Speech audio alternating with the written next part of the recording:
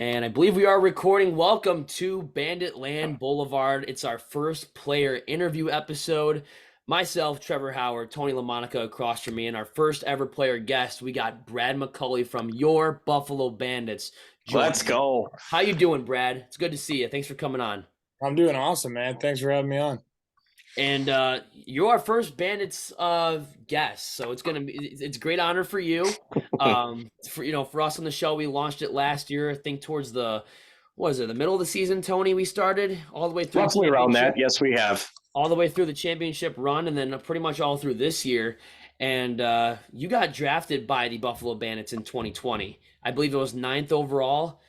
What was the reaction when you got drafted by the Bandits? You had to know that this was probably the most passionate and, my honest opinion, most loyal fan base there is in box lacrosse.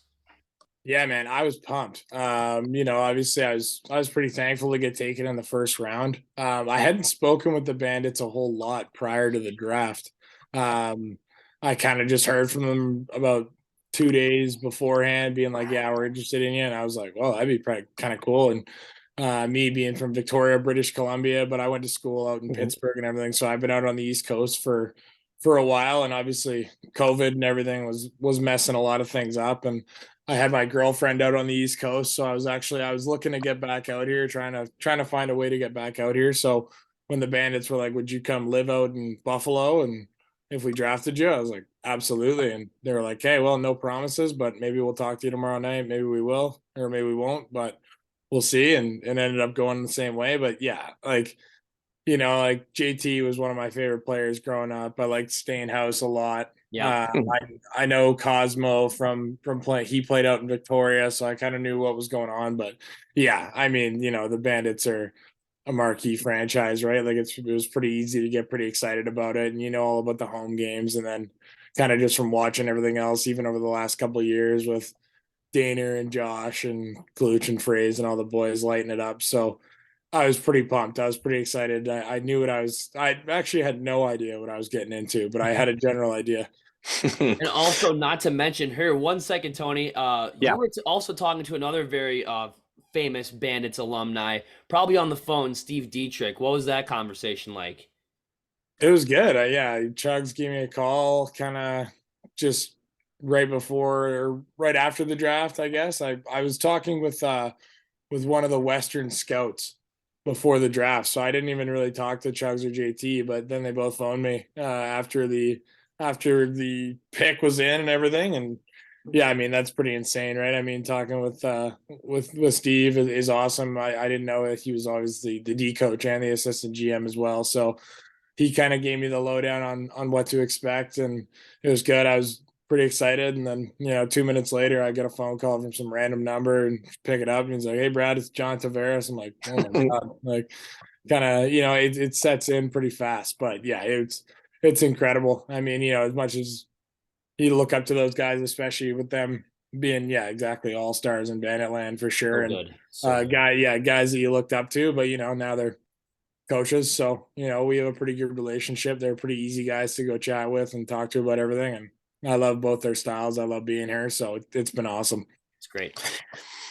For a perspective looking in, have you ever thought that lacrosse was just legit your sport to play?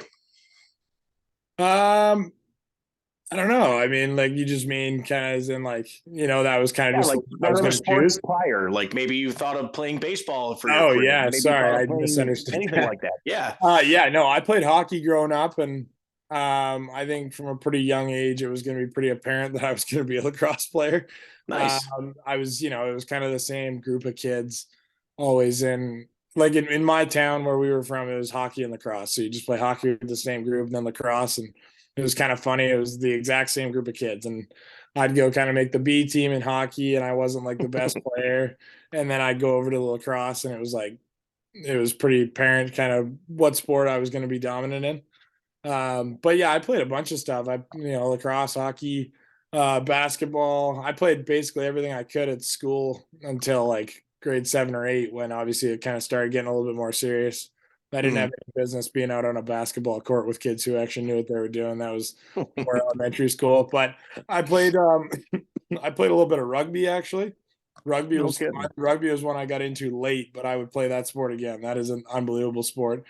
I never got the chance to play football. It's just not really big where I'm from, especially if you're playing lacrosse. Like, you don't really want to go playing football and getting hurt. And obviously the seasons kind of overlap a bit. So never got the chance to do that, but I do wish I got to play football. But yeah, lacrosse clicked at a pretty young age. So it was pretty apparent where I was going with it. Nice. Nice. Yeah. Well, I was going to say about like, because growing up as kids, I mean, usually you would think, oh, T-ball, baseball, and then maybe baseball would have been your career, but you chose lacrosse. And that's awesome because a lot of kids these days now are getting more and more involved with the sport. So if any kid out there, and I'm sure you probably heard this 1,000 times, what would you tell them exactly? Follow your dreams, don't stop playing. All you have to do is work, eat, bleed, and drink this sport. What would you tell them? Yeah. I mean, All the cliches, right? All yeah, the exactly. cliches. You basically hit it right there. I mean, that's the thing. Mhm. It's just like, if you're passionate about something and you want to do it and, you have the work ethic and the drive and the want, and basically, it's something that you enjoy doing, you're having fun doing it and there's opportunities there. You're going to work for them. Like, that's the thing. You just got to keep working. You can't give up. There's so many opportunities everywhere. Like, even especially with lacrosse, right? Like, if you want to play college lacrosse, Yep. there's hundreds of different schools and with 40-man rosters or 40-woman rosters or anything like that too. Like, there's opportunity everywhere and it always comes knocking when you're least expecting it. Like, it'll always do it. So, if you want to take something somewhere, just stick to it. Just keep going. That's right. I like that. I like the positivity about that. Yeah. So go ahead, Trevor. I was gonna say, all the cliches. Tony, you pretty much covered all the bases there. Eat, sleep, breathe this stuff. Yeah, Give it he your nailed best. it. I barely You got had to to. speak. That's the way our I fathers barely taught had their to kids. talk. They got to. Put your best foot forward or whatever they say. Yeah. I don't know. I've Smile. But yeah, I was gonna ask, was the game against Rochester this past week the best game that you've played so far in your NLL career? Yeah, without a doubt. Obviously I think just kind of getting more comfortable with being in the league. Last year I didn't play a whole bunch, but our offense was stacked. And I was a rookie, right? So I was still trying to figure it out. I'm learning.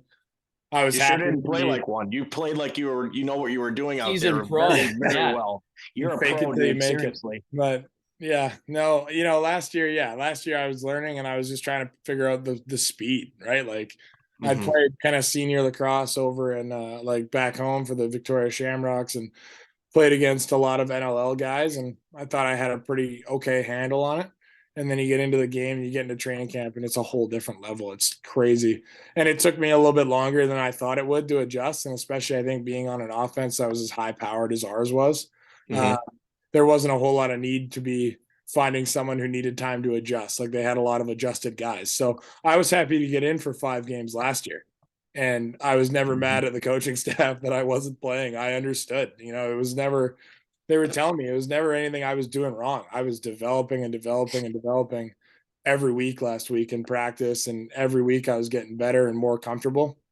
But our offense was clicking. You guys saw it last year. Yeah. Yeah. Oh, I was there. absolutely. And Right, what yeah, I like like, to say is yep. patience is a virtue for most. Yeah, like it was. that, And don't get me wrong, I'm not the guy who sits out and is happy about it by any means, but I understood, right? I understood I needed to develop, and that just made me hungrier. I just wanted to get out there and play and be able to come in and work and get going with these guys. And then obviously losing the championship, I think, and then losing Fieldsy, I kind of knew a spot was going to open up where I would like it to. And I wanted to come in, and I felt like I owed it to everybody from last year for me to come in and be ready to go and be a guy who's going to make a difference and play, how I know I can play.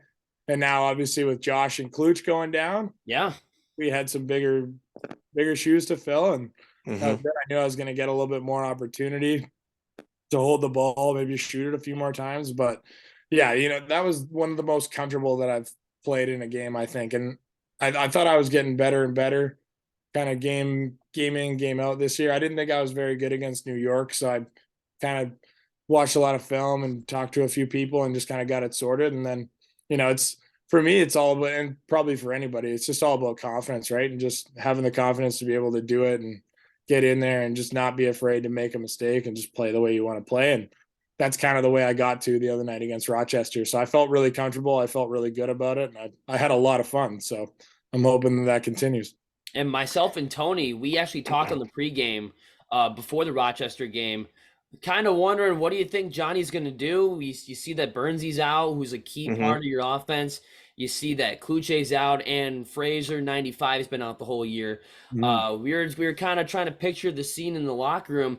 Did Johnny T kind of slap you and Dalton Sullivan on the shoulders and say, "We need you for scoring depth tonight"? And obviously Dalton Sullivan drawing first blood, and then you knocking in two as well. Was that something that Johnny T planned, that said, we're gonna have you, maybe guys like Brandon Robinson and Dalton Sullivan kind of carry the load? This is gonna be your time, kind of like the. No, honestly, it really, like, we all kind of knew, like, obviously if you don't have Josh in the lineup, then somebody's got to step up. He's pretty good, so he does a lot of things and he carries a lot of the workload. But JT believes in us, man. Like, that's the thing. He knows our team has depth.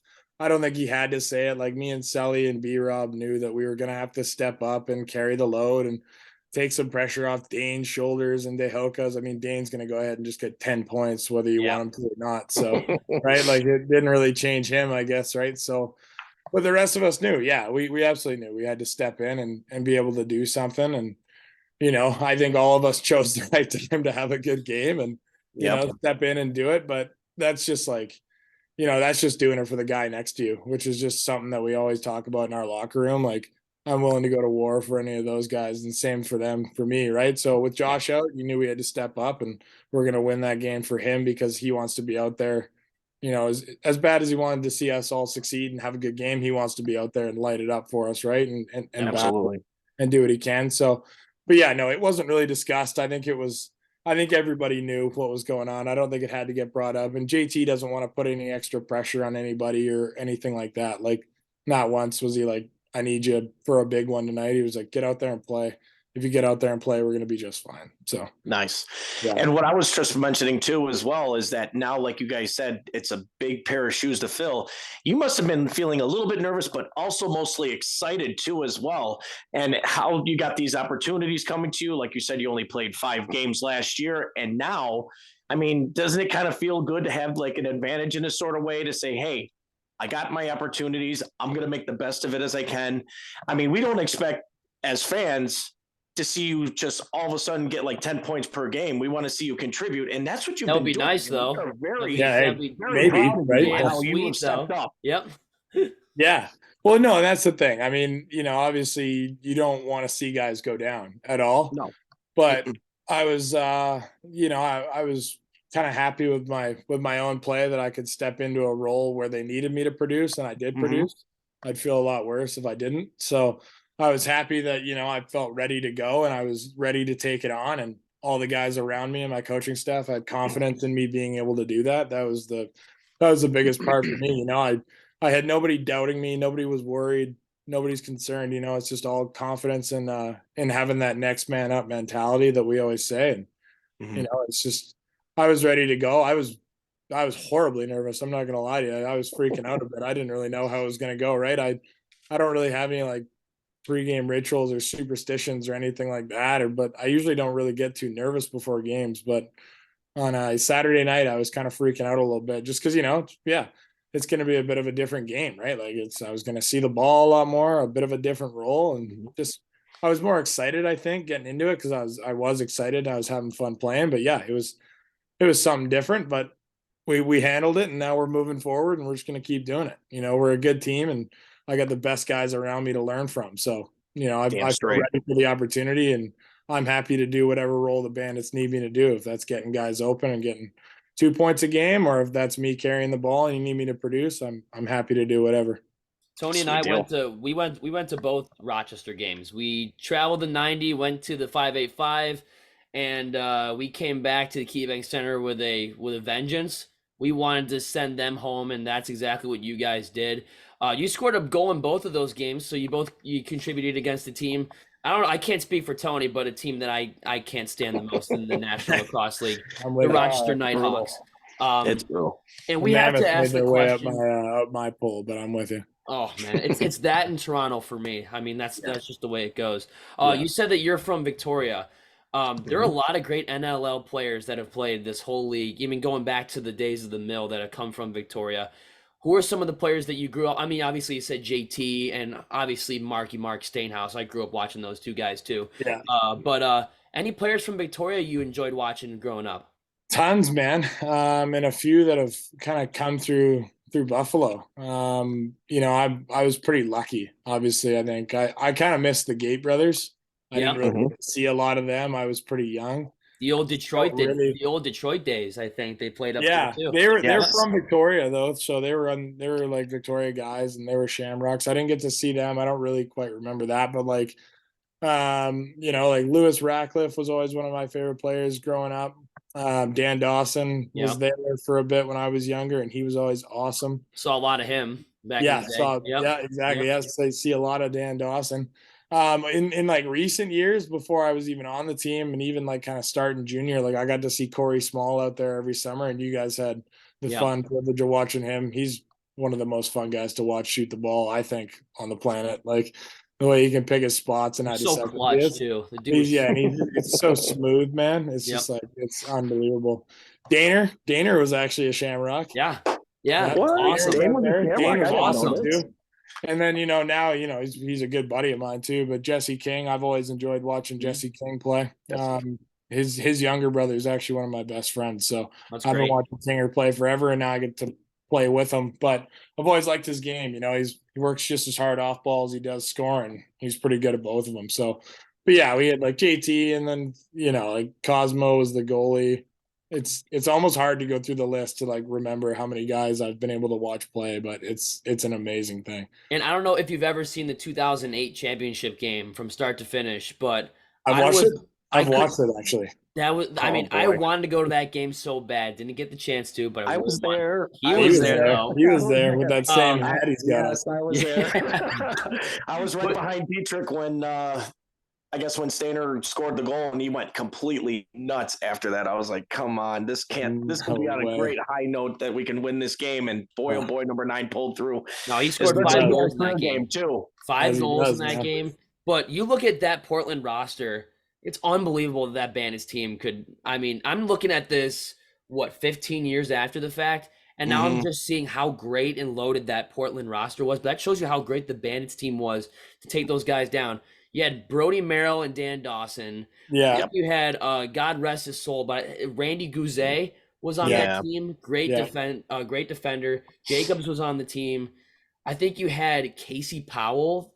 I think he was on there too. And then they had somebody was a rookie that's he was on Vancouver. I can't remember what his name is right now. I think Patrick Merrill was on the team too. Patrick Merrill was on the team too. Yeah, like they were stacked. No, but who's their goalie? Who's their goalie again? Ooh, I don't I'm actually looking that up right now as we talk. But Mark Stainhouse had his way with him that whole night, scoring 5. It was Dallas Ellie. It probably was. Yep, I think it was. What's his last name? Was I close? I think so. Let me just check real quick. I'm doing that as we speak right here. Yeah, I think it's Dallas. I can't remember if it's Eliak, but I don't think that's it. Oh Jesus. No, that's definitely not it. Not it. Yeah. No. But you know what? I truly believe with this roster we have right now that's we're gonna have the 5th championship soon enough. Because we've been talking, me and Tony have been talking on this show a lot. The fact that we're doing this, or the fact that the Bandits are doing the 7-2 without Kluche, Byrne, Frazier, this team is going. They're going to put the league on storm. I mean, they're going to be a force to be reckoned with, because I truly know you guys are going to the playoffs. It's not a matter of if you guys go; it's when you guys go. When you have all those guys healthy again, you're pissed off about the Colorado series. You're pissed about Calgary, but this is before your time. You're also pissed 2016 going back to the Saskatchewan. I mean, the last 3 times you guys have been there, unfortunately, been on the losing side. But I think you guys are gonna be coming into this playoffs this year ready to work. Yeah. Ready to go, ready for any sort of adversity that it's thrown your way. Yeah, I think Daner said it pretty well in the interview he had the other night. We're facing a little bit of adversity early, and it's a good thing. And our team is fighting through it fantastically, I think. What I had to say about the games the other night, and even like the games that we've won all year, without Frage, without Kluch, and obviously now without Bernsey, that Rochester team was hot. That was a big win for us. That was for first place. And even now, it's like, we talked about it. We had to win the other night to give us The a way chance. you won, First the way place. you won that game. Yeah, and it was insane. a depth check. Yep. And I talked to Burnsy about it afterwards, and it was it's good, right? Because our defense is fabulous always. Mhm. Whenever you got Vino and net, you've always got a chance to win any game. Oh yeah. And you know what I mean? Yeah, our offense had a different look, and it was a gut check for us, and we came out and the guys that were out there, we pulled through. We made it happen. We played a bit of a different style, I think, than sometimes we do because of the talent and guys that we have on. So we had to use some different guys in different ways, and it worked out. We made it work. Like no secret, we looked horrible in the first half.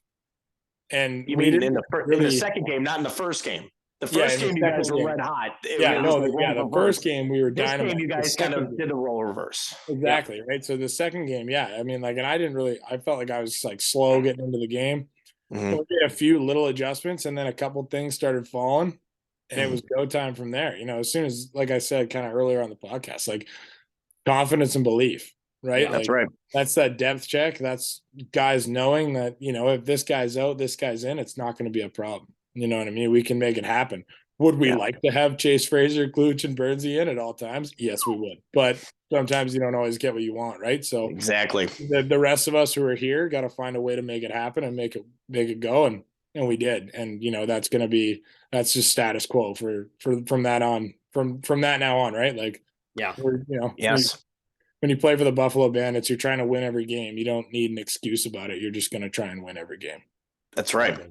I do have one thing though. I have a personal question on a friend of mine who wanted me to ask you this personally because I Shout him actually out, asked man. him. Shout him out, bro. To the fan of the year 2019, Joe Shuby, I guess you and a few bandits were in Banditland doing a gender reveal. Does that ring a bell in November 5th of last year? Yeah. I would like to know which one of you guys hit the target. Man, I don't even know. I can promise you it wasn't me because I missed the net, but it wasn't me. I have a weird. Joe, if you're listening to this, I promise you, he means this in a good way. But also, do you know exactly who did or who was there and who actually hit the reveal button? I don't know. Everybody was there, and we all shot at the exact same. What is all this? of us shot it. We lined it up on a horseshoe, and we put the box in a chair in the net. Okay. And we just sent a firing squad at this thing. We just said 3, 2, 1, and everybody shot at the same time. $20 on a Cloutier sidearm that set it off. $20 on a Cloutier sidearm. Yeah, it could have been Klutch, right? It could have been. I have a feeling it might have been Pre. It could have been Pre. Priolo? Yeah, wow. Hey, he's deadly accurate when he needs to be. Wow. Or if you gave Johnny a stick, I bet you he Jesus! Still hit it. You think he'd want to play again? He would have thrown a backhand. He'd probably still hit a freaking target behind his back. Throw him like the '92 championship game. Probably get it. He actually picked this stick up the other night at practice because we only have 3-0 lefties right now. Mm-hmm. And he was shooting and like doing some of the flow drill stuff with us, like just on the other side. Man, like, he hasn't lost it one bit. It's still there. It's still there. It was unbelievable. It was such a treat to watch. It was incredible. What a machine. Yeah, it was nuts. Oh, I got another question for you. So we saw your scoring ability on Saturday night, but against Georgia, we also saw your fighting ability. You were really throwing them. I think that was it Adam? Was it Weidman? What's his last name? Weidman, it was Weidman. I think you're right on that one. Yes. My God. Man, I think throwing him. Did he instigate you? Or not once, but Weidman got a shot in, and McCulley was just like in a blink of an eye, like stood there, like, did he really just? And then he came with a haymaker and clocked him so good. Yeah.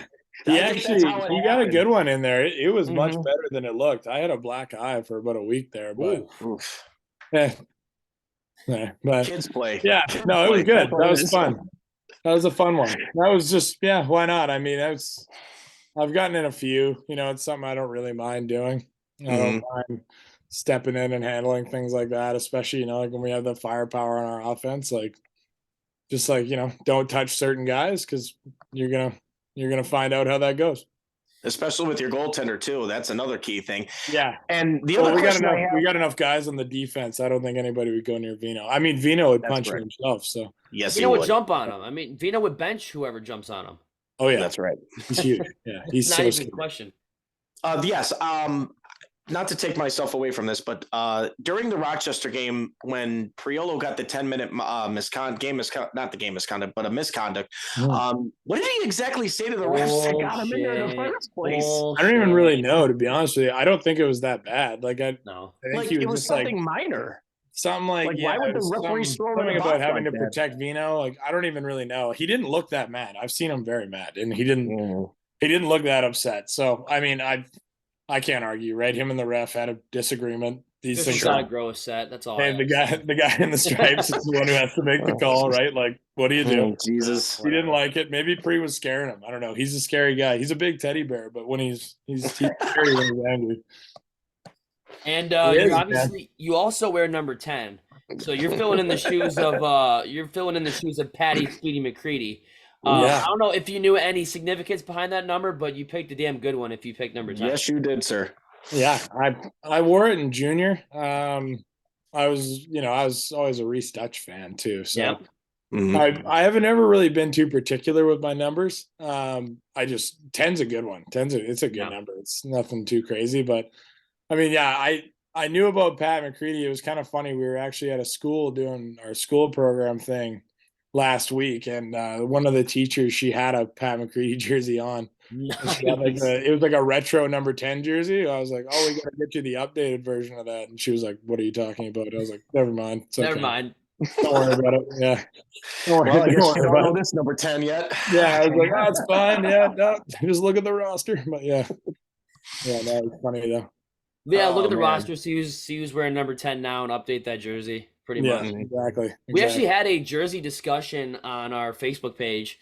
Talking, it's called Bandits Mafia. We just kind of just shoot the stuff and just talk about whatever happens. And my dad's in it. Yeah. I'm just saying, like the 2008 uniforms, we like the NHL is bringing back the reverse retro concept. Were those the black ones with just the bandit eyes? Yes, and the buffalo bandit on the arms. We need to bring those back. Those are That would be legit. What about the orange I guarantee you ones, guys too? would make sales on those. The orange ones are cool. Man, those black ones are so sweet though. Even the whites It's just from the the championship purple game. bandit eyes. They're so good. So good. If we could just They're bring those so back. clean. I love the 90s threads that we're rocking with now, and it almost seems more modern day. But if you can bring those back for maybe a couple nights, I think that's Scotty on the phone Well, right now. even Let's get some even the promotional Tucker deals out here. lymphoma jerseys. From the last green like stripe. just the orange and the green. I mean, obviously, like the green is cool, and like those are. It's such a special night, right? So the fact that we can make amazing jerseys for that, but even then, last year the orange, I was like, we might need to keep these around and maybe just throw them into the rotation. Oh, That yeah. would be sick. I would Right? definitely Like, buy yeah, that jersey in a heartbeat. You ever see the exactly. zoomed in logo alternate, the all orange one with the white numbers on the back from like Probably. 2010, I want to say. Maybe. Those ones were one of my favorites, but that solid black one and the home whites that they would wear, Yeah. bring them back for a night. We've had some good looks, man. Now we got the chrome domes too. The buckets. Oh, are, yeah. The buckets are nice. But I mean, they had like the sticker with just the eyes on them too. I don't remember when that was. Oh, like yeah. 15 maybe. And Those even were then, good. those are sweet. Yeah. Doesn't Matt Vince have that kind of painted on his mask now? Yeah, he does. His new one's kind of like it's the black up top with the eyes and then some stuff going onto the back. Those are so detailed now. It's crazy. Like I haven't grabbed his helmet and just taken a good look at it because I don't touch anything in his stall. But yeah. I was going to say, you don't like get up in his face and practice, rip his helmet off, start throwing.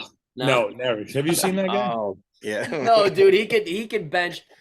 I think he jumped on a guy who jumped in the crease in the Rochester game. boy. I'm like, dude, you should have just picked him up and started benching him for the crowd. Yeah, hey, why not? Right? 15,000 fans in Banditland. I mean, they love that. Oh, he sends some workouts into our groups, man. Sometimes, like last year before training camp, and I was like, "What?" Like, I don't know how He's not like the anybody's guys who gonna do also that. go out afterwards too. He like goes Pardon me? home with his fam. No, I'm saying Vino. He never really hangs out with you guys. I never really see him out and He's about. a with you family guys. guy, you know. He is Yeah, a he's family guy. As I say, he's got to get home. He's still playing. He got His young wife's kids. still letting him play. I guess she's still got some. He's probably got some rules. Kind of, you got to get Yeah, home now. I Do love this. that. And him and Eric carpool too. But I mean, it's whatever. He comes out sometimes, and he'll go out when we're on away trips and stuff like that too. So it's all good. Mhm. Yeah. Yeah. But I'm just thinking, like, we got a little bit less than 4 minutes before the stupid Zoom kicks us out. So Oh boy. I was just gonna ask one final question. Yeah. When you score and you hear that horn go off, like, you know that a lot of iconic figures in Buffalo sports have caused that horn to go off. Sabres especially. How does it feel when you shoot, you score, and you hear that thing go off? It's awesome, man. It's the best. It's like I'll say it for the second time, I guess, in like 4 days. It's the best feeling in the world. It really is. You know, I mean, like 15,000 people screaming and going crazy.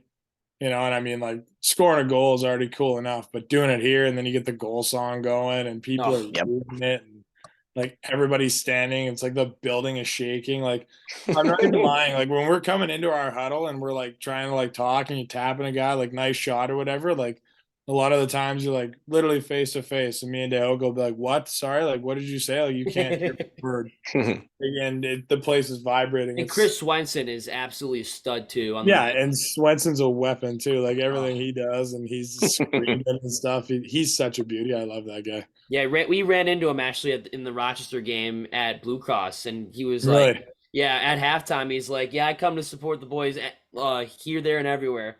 So He's probably like, somebody give me a microphone. Like, let's Oh. get this thing going. I don't know who was doing the in arena things for the Hawks game in Rochester, but we were sitting up in 203. I couldn't understand a freaking word they were saying. No, Like the Yeah, it was acoustics bad. in that building could be a lot better. The man, overall atmosphere in Banditland is like we're lucky to be what we are and have what we do and have fans like you guys that support us. Like, it's insane. Thank you guys for the support. Honestly, like, Oh, we really appreciate you it, man. guys, We love you guys watching make you playing. play. You are guys awesome. and the rest of Banditland make it fun to play there. So you know, I mean, it's things like this, like even getting to jump on a podcast with you guys and just yes, sir. shoot the shit and talk lacrosse and talk Bandits Absolutely. lacrosse for however long it's been going. I feel like we could go for another hour, honestly. But yeah, you know, it's Hell yeah.